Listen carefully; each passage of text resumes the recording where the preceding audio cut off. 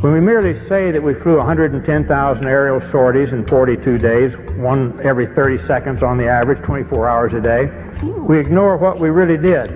As officials said, the death toll was now 288, with many more to come. The trucks kept filling up and driving away, past waiting relatives who knew they might never be able to identify the bodies of their loved ones. The community of Almeria filled one of the first of many funerals with gunfire in sign of grief and fury, and with angry words aimed through foreign journalists.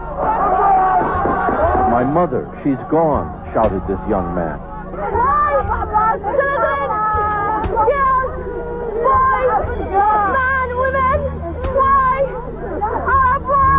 This woman asked, "Could not all your modern technology tell you that there were children and women here?" Bill Blakemore, ABC News, in the Almeria district of Baghdad. We destroyed every silo for grain or anything else storing food in the whole country. We destroyed all the storage and processing of food plants throughout the country. Even dates, the world's biggest exporter of dates. Famous processing and packaging plants in Baghdad, deliberately destroyed. We didn't want them to be able to feed themselves for a long, long time. We're all aware of the famous little powdered milk plant.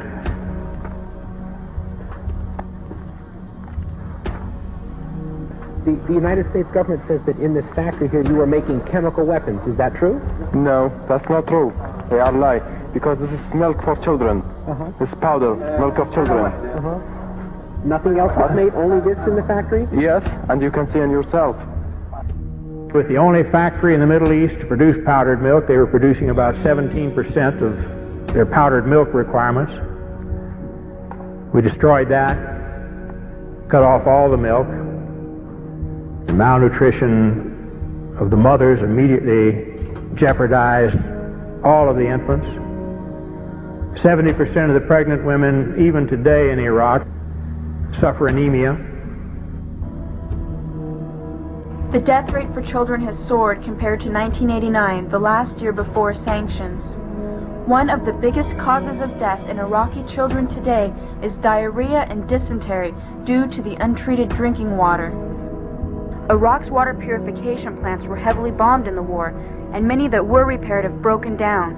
The United Nations bans the import of spare parts and chlorine into Iraq to purify water. We saw the effects of this policy in the hospitals.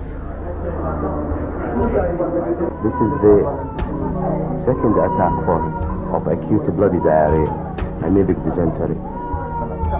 Most of them are due to contamination of water. He is malnourished, anemic, underweight with a developmental delay. Do you have tap water there? No.